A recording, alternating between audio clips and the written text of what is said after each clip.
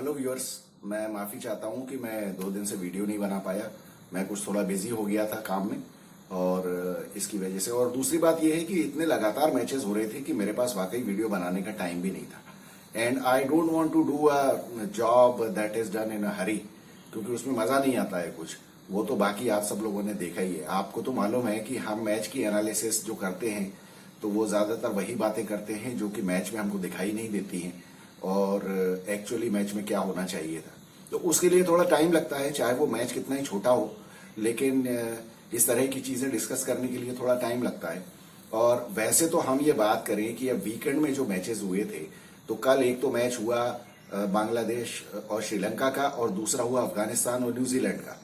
अब वो हालांकि वो मैच देखने के लिए भी मेरे पास टाइम नहीं था। मैंने दोनों की आधी आधी इनिंग्स देखी और बाद में फिर मैंने हाइलाइट्स देखी। तो अफगानिस्तान और न्यूजीलैंड का जो मैच हुआ तो बहुत सारे लोग काफी सरप्राइज हो गए कि इस तरह से ये अफगानिस्तान जीत गई। लेकिन T20 में अफगानिस्तान की जीत से सरप्राइज होने का कोई अब मतलब नहीं है, क्योंकि T20 हम सभी लोग जानते हैं। अब हम सभी लोगों को इतना एक्सपीरियंस हो गया है कि ये समझना चाहिए कि T20 में तो कोई भी टीम किसी को भी हरा सकती है। लेकिन यहां ये भी मैं कहूंगा कि अफगानिस्तान कोई भी टीम नहीं है। T20 में तो एटलीस्ट नहीं है, क्योंकि T20 ही खेलते हैं वो। तो T20 में, लेकिन हाँ, ये सरप्राइज मुझे जरूर हुआ कि न्यूजीलैंड ने किस तरह से सरेंडर किया है। और मतलब पहले तो टॉस जीत के उन्होंने बैटिंग दे दी अफगानिस्तान को। वो तो चलिए ठीक है, वो कोई प्रॉब्लम नहीं है, वो तो नॉर्मली करते हैं लोग। लेकिन फिर उसके बाद दो दो कैच छोड़े उन्होंने, एक स्टंपिंग छोड़ा, रन आउट छोड़ा। अब जब आप चार चार चांस दोगे आप किसी टीम को, तो वो इतनी भी कोई बेवकूफ टाइप की टीम नहीं है। तो वो रन बना दिए ना उन्होंने, इतने सारे रन बना दिए कि फिर इसके बाद जब स्पिनिंग ट्रैक अगर है, स्पिनिंग को हेल्प है, तो फिर अफगानिस्तान के साथ खेलना मुश्किल है, बहुत ज्यादा मुश्किल है। और न्यूजीलैंड के जो प्लेयर्स हैं वो कोई ऐसे नहीं है, मतलब कि इंग्लैंड टाइप के टुल्ले नहीं है वो। तो अब वो जो होना था सो हुआ, वो बहुत बुरी तरह से, लेकिन मैच हार गए। मतलब 159 का स्कोर जो था उसमें 75-80 रन से मैच हार गए ये लोग। 75 पे तो ये ऑल आउट ही हो गए। इन्होंने अपने कैंपेन का बहुत बुरी तरह कबाड़ा किया है। तो अब ग्रुप स्टेज में उनकी क्या पोजीशन होगी वो हम आज के इंडिया पाकिस्तान के मैच के बाद कल डिस्कस करेंगे या परसों डिस्कस करेंगे। दूसरा मैच जो हुआ वो श्रीलंका और श्रीलंका और ये अपने बांग्लादेश का। तो इसमें भी श्रीलंका ने बहुत खराब बैटिंग की, जैसी पहले मैच में की थी। आज उन्होंने उससे 50 रन ज्यादा बना दिए। पहले मैच में 77 बनाए थे और आज उन्होंने 124 या 125 कल उन्होंने बनाए। अब उसमें बांग्लादेश ने भी कोई कसर नहीं छोड़ी कबाड़ा करने में मैच का। वो तो मतलब इन दोनों का मैच तो बहुत कांटे का होता है। और एक्चुअली श्रीलंका ने बैटिंग ढंग से नहीं की है इस पूरे टूर्नामेंट में, जिसकी वजह से उनको प्रॉब्लम हुई है। और कहने को लोग ये कह सकते हैं कि भाई वो हसरंगा का एक ओवर जिसमें उसने 3 छक्के पड़वा दिए तो वो उसकी वजह से मैच हार गए। अब देखिए, कोई ना कोई एक मैच, एक ओवर तो ऐसा होता ही है T20 में। बैट्समैन चांस लेता है, बैट्समैन ने चांस लिया, उसके लग गए। और यहाँ पे जरूर हसरंगा को थोड़ी बॉलिंग अच्छी करनी चाहिए थी, नहीं की उसने। अब वो भी मुझे तो लगता है कि ज्यादा ठीक ठाक प्रैक्टिस में है नहीं वो। और उसको भी कुछ ईगो टाइप का मुझे लगता है कि ज्यादा हो गया है हसरंगा को। आजकल वो अपने आप को लगता है ज्यादा बड़ा खिलाड़ी समझने लगा है। और फिर कुछ तो इन लोगों ने वो एंजेलो मैथ्यूज और ये जो दशुन सनाका, अब दशुन सनाका से तुमको 19वां ओवर करवाने की क्या जरूरत थी? तुमको वैसे ही कैलकुलेशन मालूम थी तो तुम उसके ओवर पहले करवा देते ना यार। अब वो जब आखिरी में तुम्हारे चारों बॉलर्स के, मेन बॉलर्स के ओवर्स खत्म हो गए, उसके बाद तो फिर उनको पता था। और ताज्जुब की बात यह है कि कल के मैच में पथिराना ने एक भी यॉर्कर नहीं डाला। मतलब हद ही कर दी यार इसने। ये मुझे बिल्कुल ही समझ में नहीं आया कि इसने एक भी यॉर्कर नहीं डाला। इसको कप्तान ने भी नहीं बोला, इसको खुद भी समझ में नहीं आया, कोच ने भी नहीं बोला। वो सिल्वरवुड एक नंबर का नालायक आदमी बाहर बैठ के कभी मुंह पे हाथ रख रहा है, कभी हंस रहा है, कभी खुश हो रहा है। पता नहीं यार क्या करते हैं ये लोग। ये पथिराना का मेन वेपन ही एक तो शॉर्ट बॉल है, और शॉर्ट बॉल को फॉलो करता हुआ यॉर्कर है। अब वही नहीं करेगा तो फिर कैसे होगा यार? आई वॉज श्योर कि वो 2-3 विकेट निकाल देगा यॉर्कर पे। बांग्लादेश के तो निकाल, बांग्लादेश वालों ने कहा पथिराना को खेला है, लेकिन उसने कुछ किया ही नहीं वो। अब फिर आप इस तरह की गलतियां करोगे तो फिर क्या हो सकता है? अच्छी खासी मतलब हालत तो इनकी पतली हो ही गई थी। 2 ही विकेट तो बचे थे उनके। वो 2 विकेट निकालना इनके लिए कोई बड़ी बात नहीं थी, लेकिन बहुत खराब पथिराना के वो यॉर्कर ना डालने की वजह से ये लोग हारे हैं। एक यॉर्कर तो बनता ही था एक यॉर्कर में तो सामने वाली टीम की हालत खराब हो जाती है। खैर चलिए, हो गया जो हो गया। उसके बाद रात का जो मैच था, नीदरलैंड और साउथ अफ्रीका, कल मतलब उसमें तो वो तो वही किया साउथ अफ्रीका ने जो करते हैं। अच्छा, चौड़े होके टॉस जीत के पहले फील्डिंग भी ले ली। अरे यार, तुमको पता है यार कि तुम्हारी दम निकल जाती है, तो क्यों करते हो ऐसा काम? लेकिन शायद वो तो हद से ज्यादा ही डर गए थे, या फिर वही है कि ये टूर्नामेंट में जिस तरह से चल रहा है कि नहीं, हमको तो पहले बॉलिंग ही करनी है, उस चक्कर में वो उन्होंने पहले फील्डिंग ले ली। और हालांकि हालत बहुत बुरी तरह पतली हो गई थी। 11-12 रन पे 4 विकेट हो गए थे इनके, साउथ अफ्रीका के। और वो तो भलाओ मिलर का और स्टब्स का। एक्चुअली मिलर और स्टब्स ने अच्छी बैटिंग क्यों की है? अब ये अगर हम देखें ना कि पूरे इसमें इनके जो बैटिंग चली है साउथ अफ्रीका की, क्लासेन एक नंबर का उल्लू का पट्टा है। क्लासेन वो जिसको कहते हैं ना फ्लैट विकेट बुली, वो वही है। वो उसको फ्लैट विकेट दे दो तभी वो रन बनाता है, चाहे वो पहले बैटिंग करे या बाद में बैटिंग करे। इस तरह की हमने सारे ये जितने मैचेस नीदरलैंड से हारे हैं उसमें क्लासेन भी तो था ना। क्लासेन तो कब से 2017 से खेल रहा है इनके साथ। तो ये ऐसा नहीं है कि ये कोई पहली बार खेल रहा था। नीदरलैंड ने जब पहले 2 मैचेस हराए थे उसमें भी क्लासेन था टीम में। क्या कर लिया इसने? रिवर्स स्वीप मार मार के आउट हुआ है। ये वर्ल्ड कप वो 2022 में तो इसने रिवर्स स्वीप मारा था। शायद अभी 2023 के वर्ल्ड कप में भी रिवर्स स्वीप मार के आउट हुआ था ये पागल आदमी। तो ये सब बेवकूफ टाइप की बैटिंग करते हैं ये लोग। इन लोगों में कोई दम नहीं है। और रीजन स्टब्स और डेविड मिलर, और उसमें भी खासतौर पे डेविड मिलर के अच्छी बैटिंग करने का बहुत बड़ा क्रेडिट आईपीएल को जाता है। क्योंकि मिलर देखिए जिस सिचुएशन में बैटिंग करने आता है वो नॉर्मली ऐसे ही आता है। या तो उसको पट्टे चलाने होते हैं जब टीम ने अच्छा स्कोर कर दिया हो, और या फिर वो इसी सिचुएशन में आता है। और आईपीएल में कई बार इस तरह की सिचुएशन में आता है। नॉर्मली आईपीएल में जब भी इसने ज्यादा रन बनाए हैं तो ये फंसी हुई सिचुएशन में ही आया है। तो इसको साउथ अफ्रीका की टीम में सबसे ज्यादा एक्सपीरियंस है इस तरह की सिचुएशन में खेलने का, डेविड मिलर को। और स्टब्स तो देखिए नया है, but he is a clean striker, तो उसने बहुत अच्छा किया। हो सकता है डेविड मिलर ने उसको गाइड करके अपने साथ खिला लिया हो। नॉर्मली एक्सपीरियंस प्लेयर्स जो हैं वो अपने सामने कोई अगर अच्छा बैट्समैन है यंग, तो वो उसको खिला लेते हैं अपने साथ। इसी को कहते हैं खिलाना, अपने साथ खिला लो उसको। एक क्रिकेट में एक टर्म यूज की जाती है कि अपने साथ यंग लड़के को खिला लिया मतलब उसको गाइड करते हुए उससे बैटिंग करवा ली अपने हिसाब से। तो वो बहुत अच्छा काम किया। और वो तो अगर मिलर आउट हो गया होता तो फिर तो हो जाता है इनका काम, हैट्रिक ही हो जाती हार की। तो चलिए बच गए, बाल बच गए ये लोग। और लेकिन ये ग्रुप भी बहुत इंटरेस्टिंग हो गया है, बहुत जबरदस्त मतलब इंटरेस्टिंग हो गया है। वो दूसरा ग्रुप भी हो गया है, वो अफगानिस्तान वाला भी। उसमें अफगानिस्तान तो खैर निकल जाएगी, सारे ही मैच जीत जाएगी। अब तो उनको बचा ही क्या है अफगानिस्तान को जीतने के लिए। तो वो तो हम बाद में बात करेंगे। अब हम इंग्लैंड और ऑस्ट्रेलिया के मैच की बात करें तो इंग्लैंड और ऑस्ट्रेलिया में अब इसमें भी देखिए आप, पिच रिपोर्ट अगर आपने सुनी हो तो ये नासिर हुसैन और मैथ्यू मोटा हेडन ये दोनों गए थे। और इनको कुछ समझ में नहीं आ रहा था, इन्होंने कह भी दिया था कि पता नहीं क्या होगा। मतलब तुम यार गए किस लिए वहां? मुंह पे टेप लगा के जाते या मुंह पे थोड़ा सा कालिख पोत के जाते? यार नालायक लोग तुम लोग। चले गए वहां मुंह उठा के, तो बोलते क्यों नहीं हो कि यार हमको नहीं पता है, हमें नहीं आता है कुछ। ये मैथ्यू हेडन को तो आप लोग देखिए विटनेस है इस बात की, मैं कितनी बार बता चुका हूं कि ये कितने जबरदस्त तरीके से एक्सपोज हुआ है। एक भी आदमी इसका कोई बोलता नहीं है कि इसको गधे को कुछ नहीं आता है बस। लेकिन चले गए वहां और बोल दिया कि मतलब इनका कहने का मतलब ये था सेफ, कि ये तो डाइसी लगता है या इस तरह से कोच के अनप्रिडिक्टेबल लगता है, कुछ भी बकवास करके चले आए और बने 200 रन। आप बताइए, आज नहीं बोला नालायक कि 180 का पिच है, आज भी बोल देता, हरामखोर अगर बोल देता तो आज बात सही हो जाती। भाई 180 और 200 में कोई ज्यादा फर्क नहीं है, लेकिन आज नहीं बोला क्योंकि मालूम है अब ये लोग क्या होता है, टूर्नामेंट किस तरह से चल रहा है, टूर्नामेंट में पिचेस किस तरह से बिहेव कर रही हैं, उसके हिसाब से ये पिच रिपोर्ट में अपना चेंज कर लेते हैं। और बिल्कुल कन्वीनियंटली अपना बोल दिया कि ये तो पिच ऐसा ही लगता है, इसमें तो कुछ भी कहना मुश्किल है, और वहां बने 200 रन। बताइए आप। खैर क्या बोले इनके बारे में। फिर उसके बाद इंग्लैंड ने बैटिंग ढंग से नहीं की। इंग्लैंड ने मतलब एक तो बैटिंग से पहले तो बॉलिंग ढंग से नहीं की यार। यार वेल जैक्स को इन्होंने दूसरा ओवर जो दिया जिसमें 22 रन पड़े, यार हम लोग आप लोग भी इस बात के भी विटनेस हैं। हम लोगों ने कितनी बार कहा था कि ट्रेविस हेड से रन अब किसी भी टीम को बनने देना नहीं चाहिए।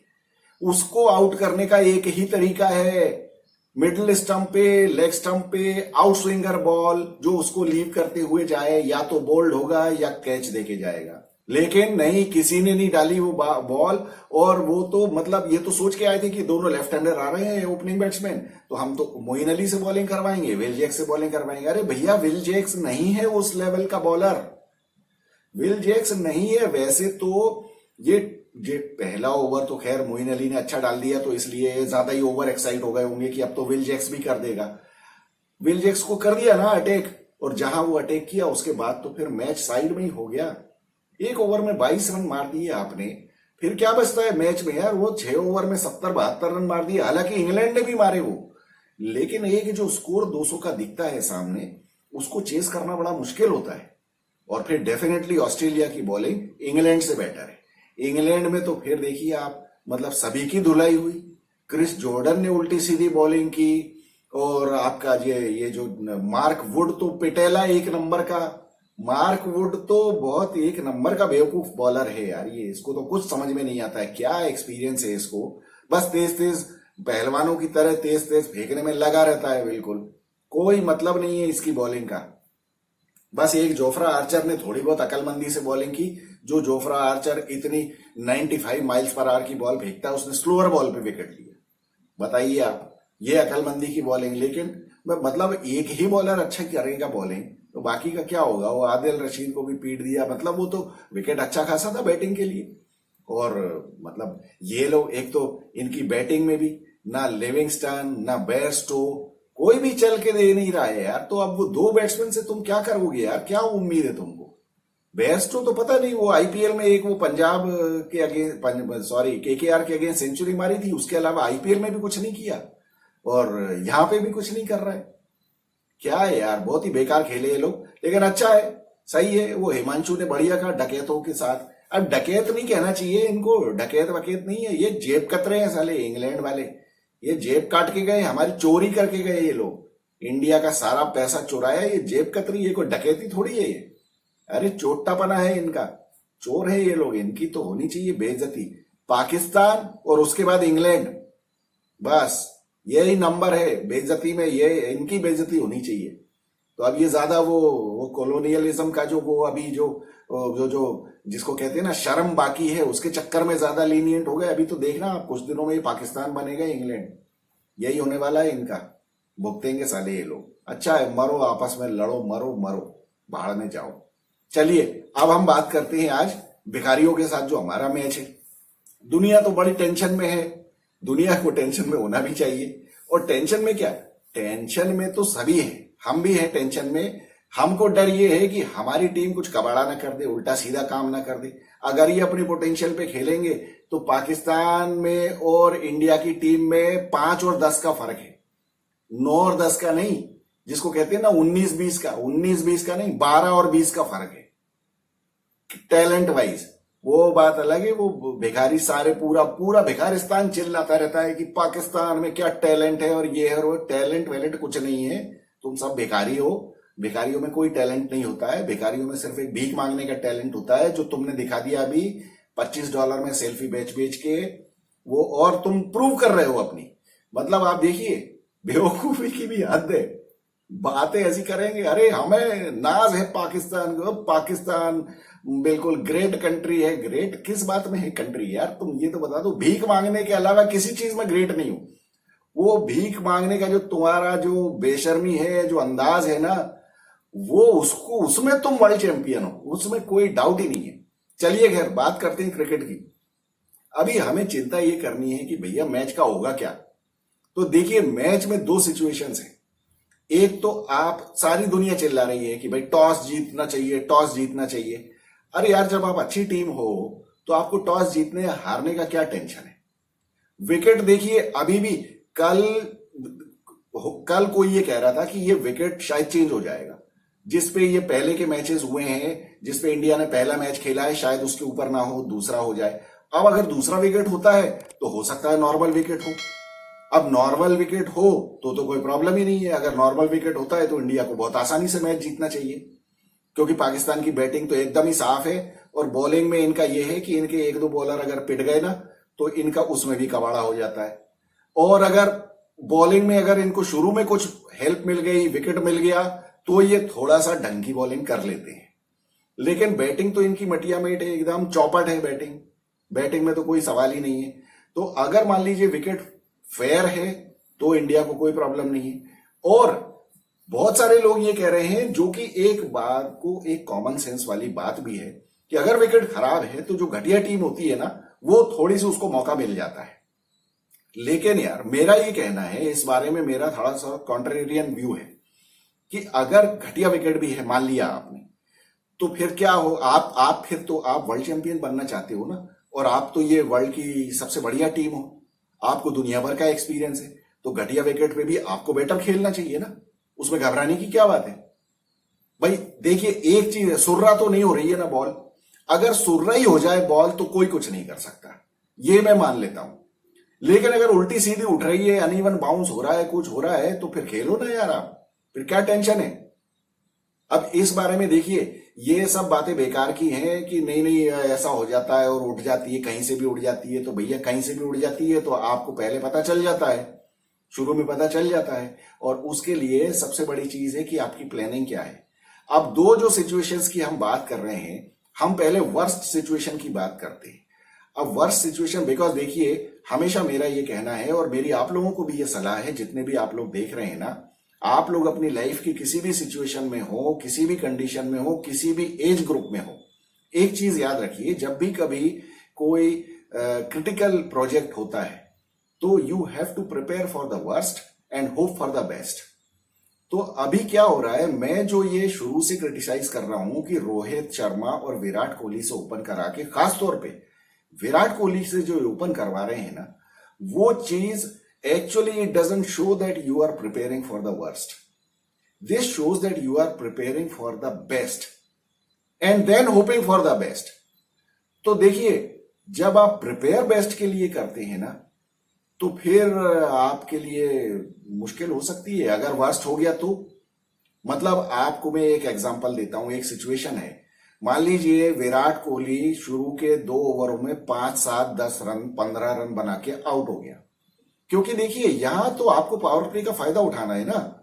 अगर विकेट खराब है तो फिर तो आपको ये मान के चलना है कि नहीं, हमें तो 6 ओवर में विकेट नहीं देना है, या मैक्सिमम 1 विकेट देके हमें 40 रन बनाने हैं, क्योंकि जिससे हम आखिरी में इनके बॉलर्स की धुनाई करने के लिए हमारे पास बैट्समैन होने चाहिए। तो शुरू में आपको विकेट रोकने हैं ना। अगर फ्लैट विकेट है तो फिर तो आपके चाहे 2 विकेट चले जाए, 3 विकेट चले जाए, वो आप बाद में भी मार सकते हैं। लेकिन यहां तो अगर सिचुएशन गड़बड़ हो गई, मान लीजिए विकेट खराब है और आपके 2-3 विकेट गिर गए, तो और उसमें से विराट कोहली आउट हो गया, फिर पीछे आप किससे उम्मीद करते हो कि दुबे या अक्षर पटेल? अरे इनको सबको हम देख चुके हैं ना। ये 2022 का वर्ल्ड कप आपको याद नहीं है, या 2021 का वर्ल्ड कप आपको याद नहीं है, जब 2021 में रोहित शर्मा और केएल राहुल दोनों आउट हो गए थे, तो सिर्फ एक विराट कोहली टिका रहा था ना 3 नंबर पे आके। 2022 में क्या हुआ था, 30 रन पे 4 विकेट हो गए थे आपके, इन्हीं हरामखोरों के अगेंस्ट 155 रन का स्कोर चेज करते हुए, 155 या 158 का। और उसमें हमने क्या किया था, 30 रन पे 4 विकेट हो गए, विराट कोहली टिका रहा, कुछ हार्दिक पांड्या ने साथ दिया। बाकी आपने देखा अक्षर पटेल कैसे पागलों की तरह भाग पड़ा था, जो रन आउट हो गया। दिनेश कार्तिक नालायक कहीं का किस तरह से आउट हुआ था, आप लोगों को सब याद होगा ना। तो वहां टिका कौन था, विराट कोहली ना, क्योंकि आया 3 नंबर पे था। अभी आज आप उससे ओपन करवा दो और उसके बाद आप कहो कि बस तू अब पावर प्ले का फायदा उठा। पावर प्ले में 2 ओवर में उसने मान लीजिए 17 रन बना दिए और खुद 17 रन बनाने के बाद आउट हो गया। फिर आपको पीछे से कौन बचाएगा? फिर क्या होगा? फिर आपको 155 तक कौन लेके जाएगा? आप क्या सोचते हैं, अगर खराब विकेट हुआ, जिस तरह से पहला मैच हुआ था, सूर्य कुमार यादव या शिवम दुबे आपको रन बना के देंगे क्या? नहीं दे सकते हैं वो रन। सूर्य कुमार यादव इस तरह के विकेट पे नहीं चलेगा, कभी नहीं चलेगा, किसी हालत में नहीं चलने वाला है, क्योंकि उसको चाहिए पेस, और जब पेस विकेट से आ ही नहीं रही है, उसके ये जो ये शॉट मारता है ना, वो ये शॉट या रिवर्स स्वीप, ये शॉट के लिए उसको बॉल में पेस चाहिए। बिना पेस के ये शॉट्स नहीं लगते हैं। तो फिर सूर्य कुमार यादव नलीफाई अगर हो जाएगा, शिवम दुबे को तो आप समझ ही लो, उसको भी पेस चाहिए, तभी बल्ले पे अच्छी आने वाली बॉल जब मिलेगी वो छक्के वक्के मार सकता है। इस तरह की लो बाउंस वाली विकेट के ऊपर नहीं चलेगा शिवम दुबे भी। फिर क्या करोगे आप? उसके लिए आपको इंश्योरेंस चाहिए कि विराट कोहली को पीछे भेजो आप। और दूसरी एक सबसे बड़ी बात है, देखिए, पाकिस्तान हार के आ रहा हो या कुछ भी हो रहा हो, कुछ हो रहा हो, हमें उससे कोई लेना देना नहीं है कि पाकिस्तान की मेंटल स्टेट क्या है। देखिए, ये सारे जो बॉलर्स हैं पाकिस्तान के, अल्टीमेटली ये बॉलर्स तो है ना, और ये कोई टेस्ट मैच नहीं है जहां 90 ओवर का खेल होना है या 360 ओवर का खेल होना है 4 दिन में। ये है 20 ओवर का खेल जिसमें एक बॉलर को 4 ओवर ही फेंकने हैं। और ये बॉलर को भी पता है, किसी भी बॉलर की अगर पहली बॉल अगर टप्पे पे सही पड़ जाती है ना, फिर उसका बिहेवियर एकदम चेंज हो जाता है। और कुछ भी हो, ये लोग कभी ना कभी तो कहीं तो इन्होंने अच्छी बॉलिंग कभी तो की है ना, भिखारियों ने। अगर पहली बॉल सही पड़ गई ना शाहीन शाह अफरीदी की, तो मुश्किल हो सकती है इंडिया को। This is what I call preparing for the worst.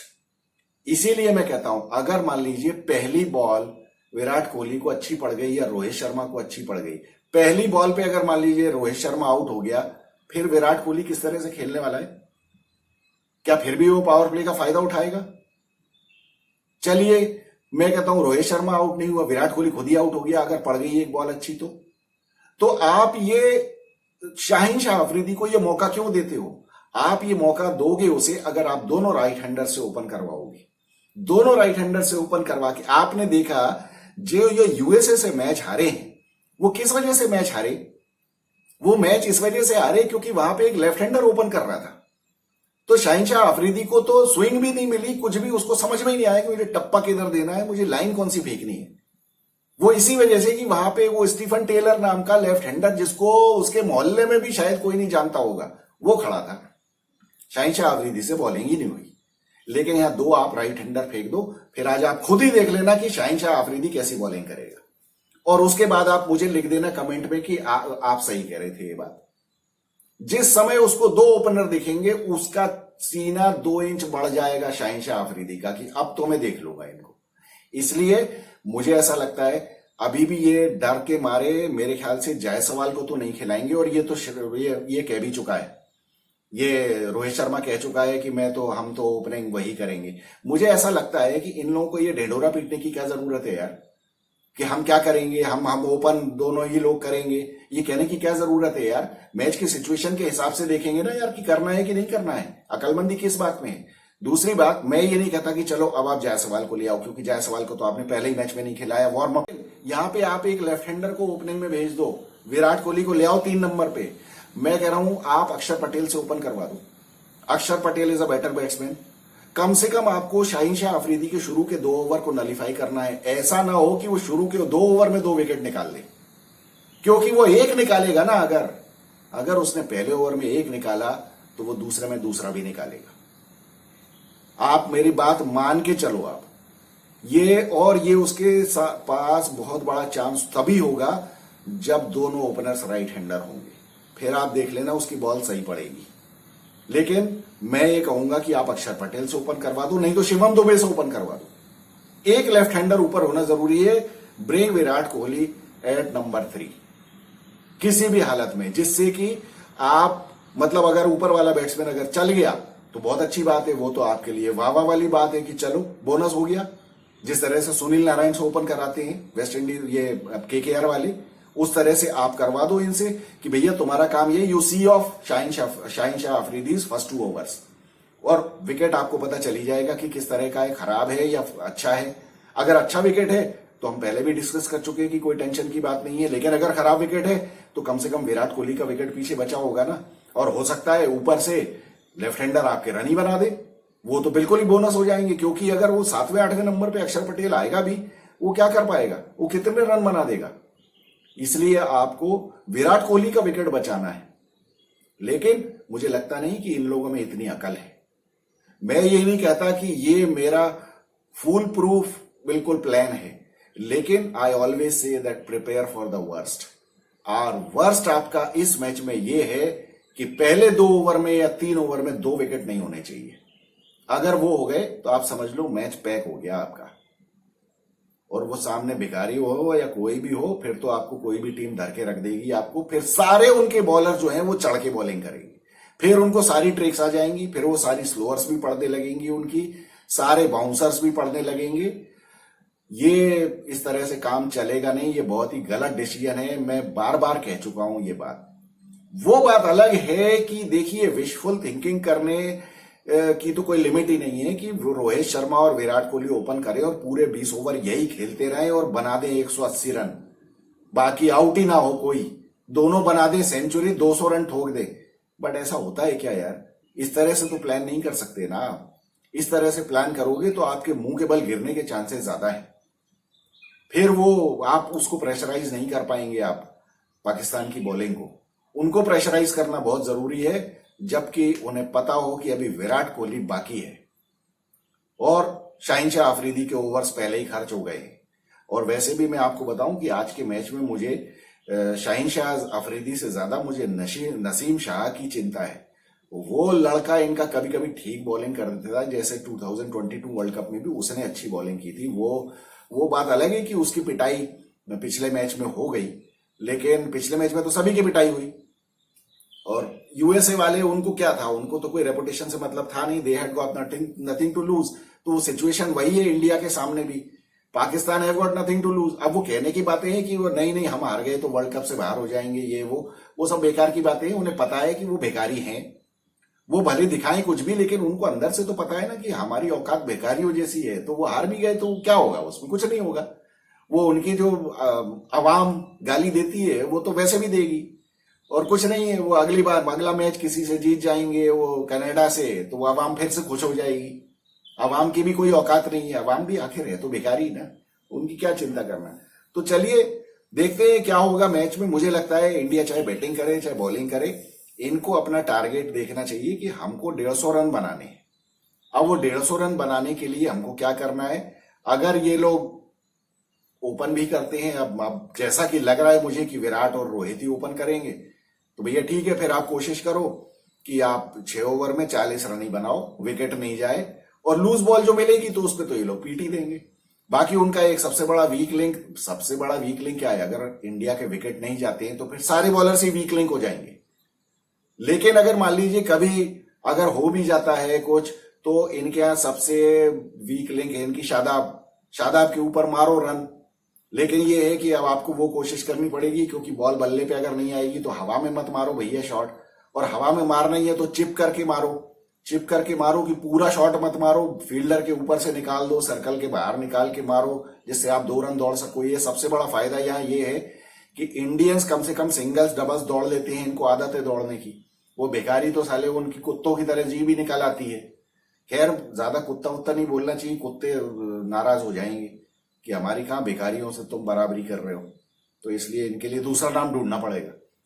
चलिए तो फिर मिलेंगे। आज मैच तो होगा मजेदार, लेकिन मुझे लगता है कि इंडिया आसानी से जीत जाएगी। ये बेकारियों की तो पैंट गीली हो जाएगी इनकी, वहां मैदान में जाते साथ ही दम निकल जाएगी इनकी।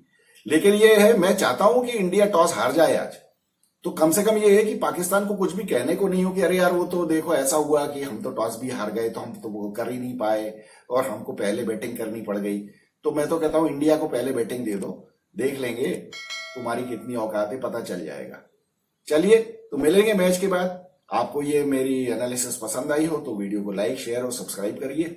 और आप लोग बताइए आपको क्या लगता है, जो मैं कह रहा हूं इस बात से आप लोग सहमत हैं या नहीं, या आप लोगों का कुछ और व्यू है।